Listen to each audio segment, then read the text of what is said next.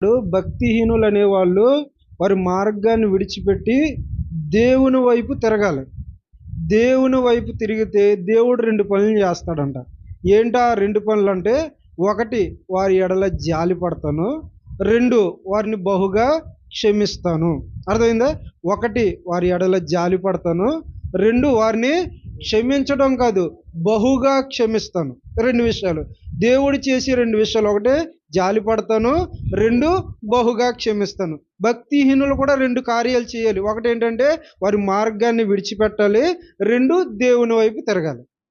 ఇప్పుడు నోవాహు దినాల్లో ఉన్న వాళ్ళందరూ భక్తిపరులా? భక్తిహీనులా? నోవాహు దినాల్లో ఉన్న వాళ్ళందరూ కూడా భక్తిహీనులే. అందుకని దేవుడు ఏం చేశాడంటే వాళ్ళని నశింపజేశాడు. అంటే దేవుడు ఎందుకు భక్తిహీనుల్ని తమ మార్గాలు దిద్దుకోమన్నాడంటే, నాశనం మీ మీదకు వస్తుందేమో జాగ్రత్త అనడానికి.